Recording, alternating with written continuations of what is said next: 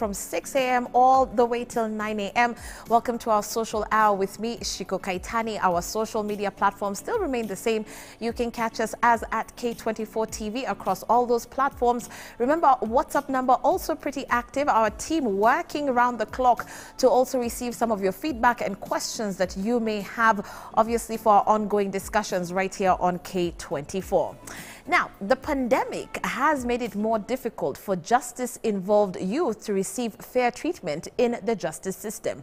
COVID threatens to unravel the fabric of the constitutional protections that stand between young people and injustice. The pandemic has magnified, if you will, communication, access, and youth profiling issues in an already troubled youth justice system, giving rise to innocent killings of the youth by trigger-happy policemen hiding under the cover of maintaining law and order during curfew time. Today on the show, this is a very touchy one for most of us because we are going to be tackling youth justice under the pandemic. And of course, if you have been following the news, you definitely do know what has been happening of late. And so let's just jump into that and of course talk a little bit about what needs to be done. And please weigh in, obviously, on this one. We have the question of the day before I introduce my guests. We're asking you, have you ever faced any form of unfair treatment by law enforcement officers? Whatever it is that you do remember and have experienced, why don't you share it with us? We'd love to hear from you. Yet again, you've got those platforms on your screen. I am ever so pleased to introduce Dimas Kiprono. He is the campaign manager at Amnesty International Kenya. Welcome to the show. Thank you for having me. We also do have young Okolla, who's here with us today. He is a member of Activista Nairobi. Okolla, karibu sana. Asante. Okay, so let's start off, by the way, with you, Dimas. Just let's do a background check. We always hear a lot about what Amnesty International does and who you represent. But in a nutshell, what would you describe Amnesty International as a body? Well, Amnesty International is actually the biggest not-for-profit in the world that deals with human rights issues. So we deal with all human rights. But in Kenya, we concentrate on police accountability and right to life. So anything to do with ensuring that police work in a human rights compliant, professional manner is what we do, and we push for policy and operational changes that will bring about this good policing. Okay, well, I'm sure you definitely have a lot to say about some of the cases we've been seeing. Dimas will ask you about that in just a moment, but even also understanding what Activista is. Okolla, what is Activista? Activista is a loose movement that brings together youths and creates a platform for them to speak for themselves against various issues. Like we have this policy, why speak for the youths if you can just pass the mic. Oh, nice. Okay, yeah, just pass the mic. Let the youth speak for themselves. Definitely. Okay, so we've obviously seen what COVID has done to the economy. How grave is the situation in your opinion? Let's start off with you, Dimas.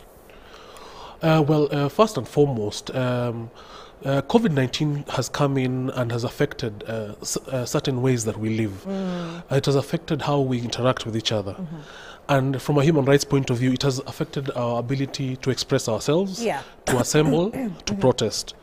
And so that you'd find that the youth who are mostly affected by issues of injustice in Kenya have found it very difficult to articulate themselves from a legal point of view, because first of all, the COVID measures have curtailed their ability to meet in groups, to articulate their issues and to demand for justice from government. And this sometimes even boils over to violence, because as you saw in Embu the other day and in Kayole last week, where an injustice triggered confrontation with police, because there's also that feeling of frustration among the youth that they are not being listened to. And if you look at the statistics, the youth are the most affected by the criminal justice system. Audit by the National Council on Administration of Justice found that 70% of the people within the justice system, so within probation, under arrest, going through trial, are the youth, and they also often come from poor backgrounds. And they also found that the laws that we have actually disproportionately target them. Right. So laws like touting, like what do you call it? Peddling drugs. Yeah. So you find that there is that propensity to ensure that the youth are more intertwined with the criminal justice system, which makes them more vulnerable, which increases the interaction with the justice system, which increases their chances of being brutalized or even being killed. Yeah, so it's a vicious cycle. Yeah. And if you think about it, Okolla, what are the youth actually saying, especially during this time of the pandemic? Because like you're saying, we need to pass the mic. So what are young people actually saying? Stop criminalization of poverty.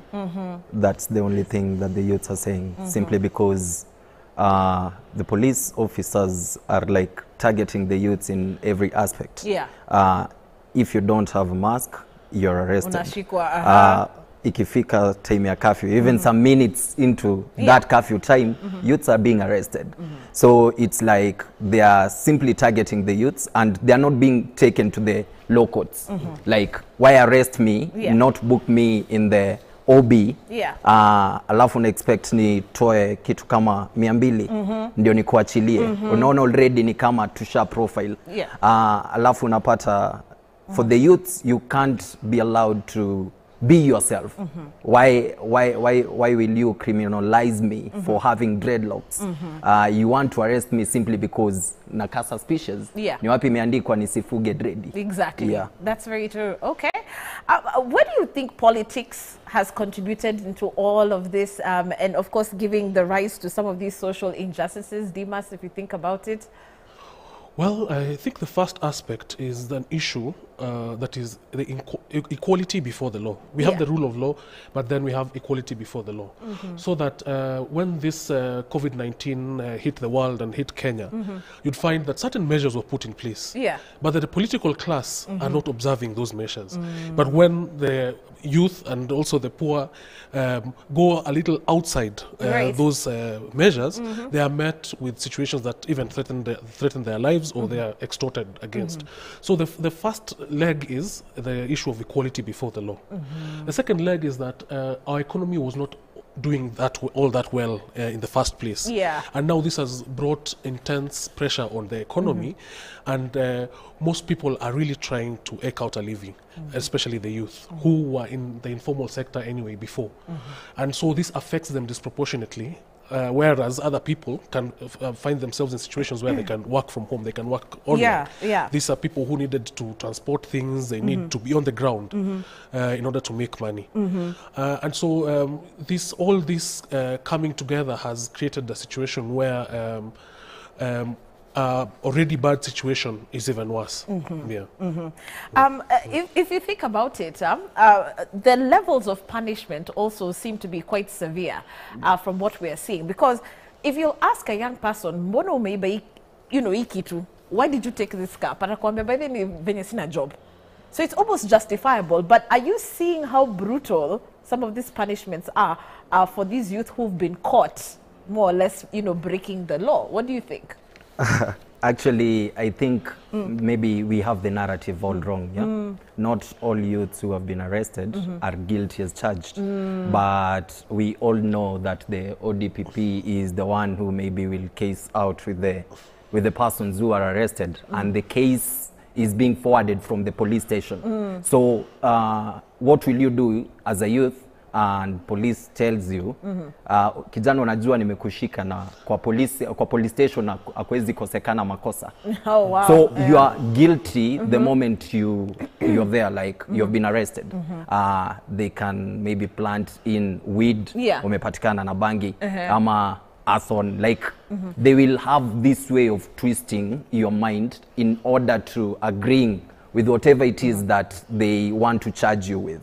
So I do feel like not all youths that are being forwarded are guilty as charged, but simply because I also do something called liberation theology, whereby I combine the Bible, the Quran, and the Constitution in organizing the masses. But there is this verse that says, my people perish because they lack knowledge. Right. So it's the same way youths qua ground are perishing simply because they don't know how to go about it.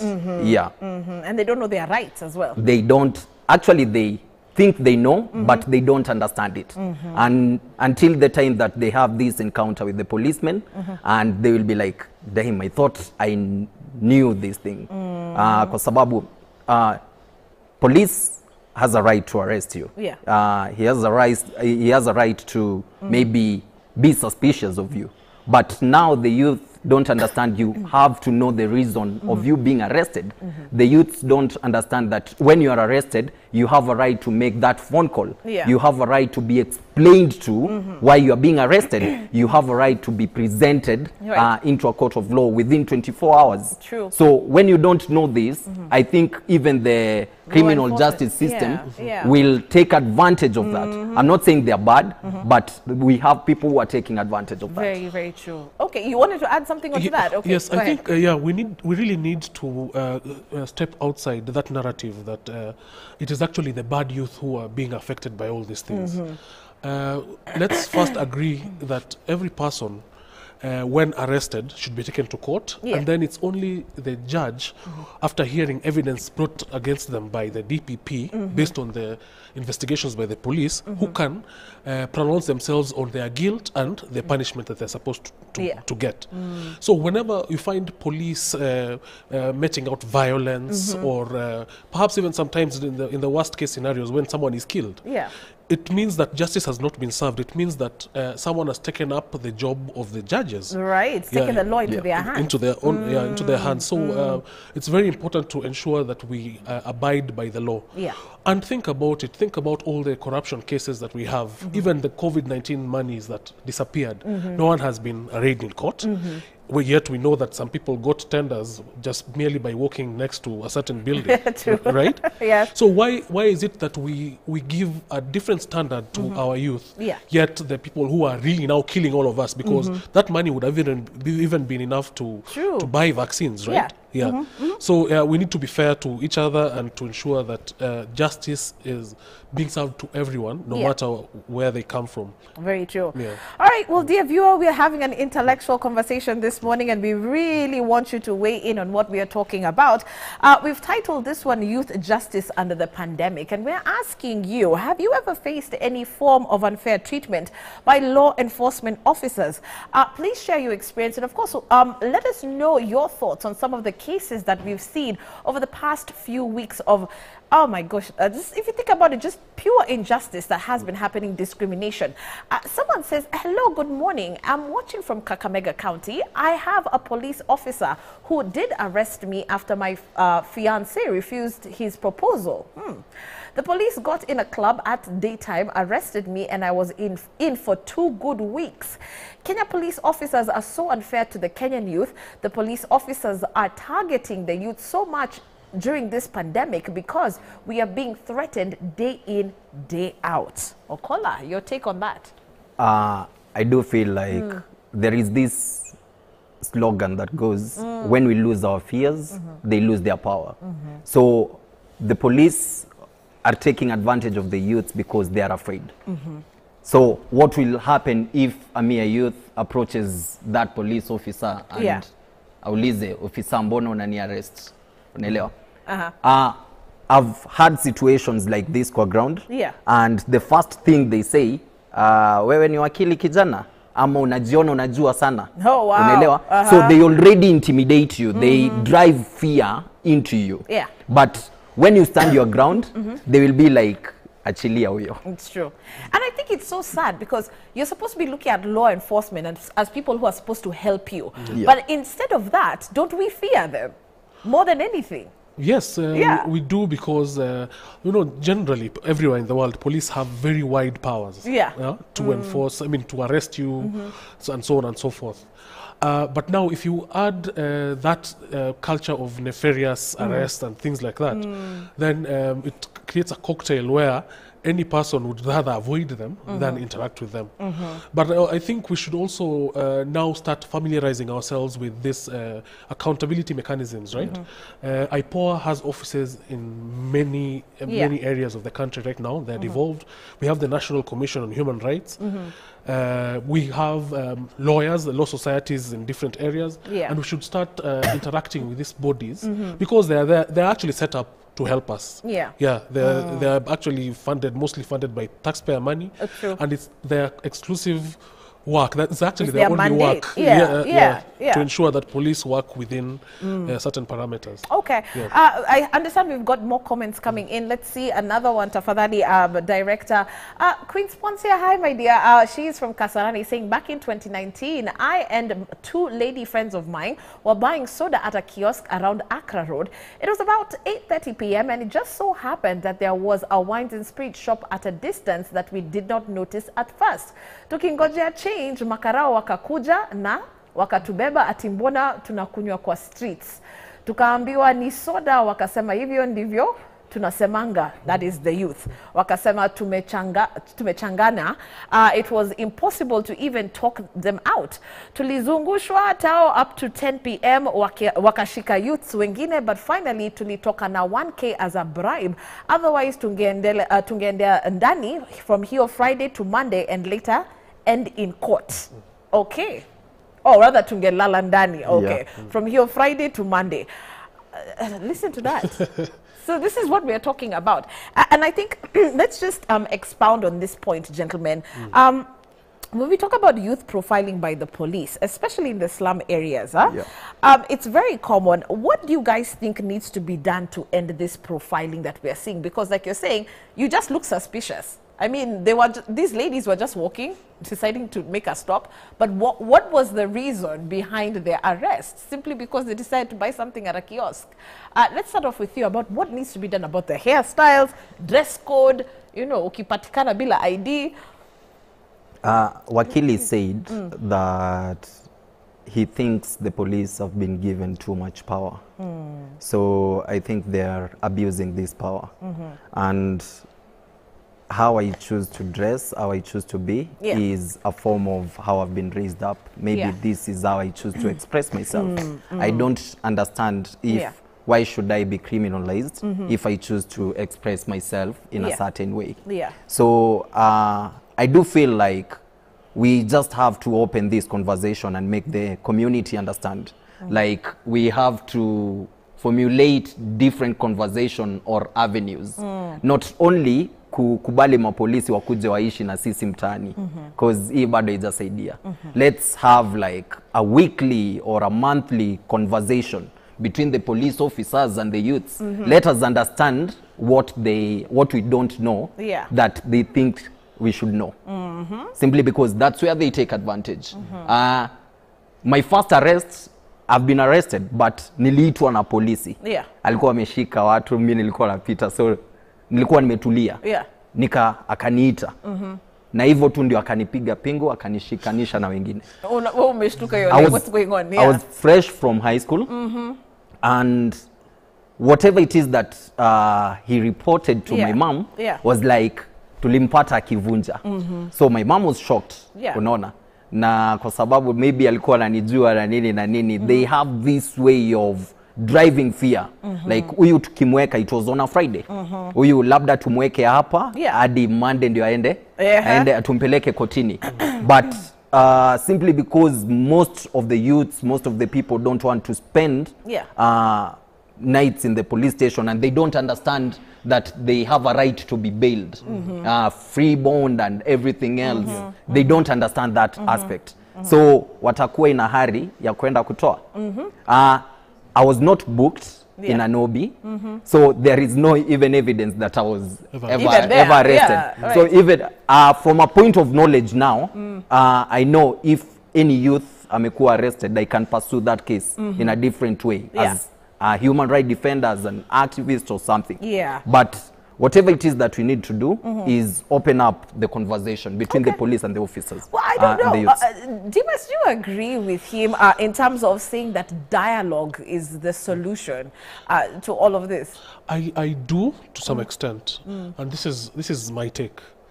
So the police force, not the police service, but the police force as it was conceived in Kenya, came about with the colonial masters. Yeah. And they were here to protect the colonialists' interest, right? To keep the native outside areas where the whites were living, and so on and so forth. And you fast forward to the time when we got independence, we just switched the crown with now the political class. Police officers are there to protect the regime, just generally, the way they operate. Yeah. And so that you find that they still police in certain areas the way they used to police during the colonial times, especially in slum areas where instead of being asked for the kipande, which was meant to keep you in the native reserve, they ask you for your ID. Yeah. There's nowhere in Kenyan laws that requires you to walk with your identification at any time. Right. You see, that is a conceptual thing that they have hung on to ever since the colonial times. So when we passed the new constitution, we were supposed to now take away that colonial design and ensure that the police were working based on intelligence and community policing, where the dialogue comes in. Right? Yeah. And it has been seen in other places in the world whereby when officers know the people that they are policing, when they exchange information, they tend to, first of all, operate in a more humane manner. Right? So that if a person meets a police officer in Kilimani or somewhere, the interaction will be fundamentally different from a person who comes from certain areas, especially in Eastlands, whereby you see the police car and what you do? You disappear. You run as fast as you can. Right. And this is a conceptual issue that we have not been able to change but need to change. And there are certain areas that have piloted community policing. For example, some parts of Nyeri, I know Meru, whereby, and even certain OCSs, particular OCSs even in Nairobi, have been able to now open that possibility for dialogue between the community and the police officers. And it has brought in very many changes. I can say, for example, that in Kibra, as much as there's still some police abuses, the numbers of extrajudicial killings have gone down.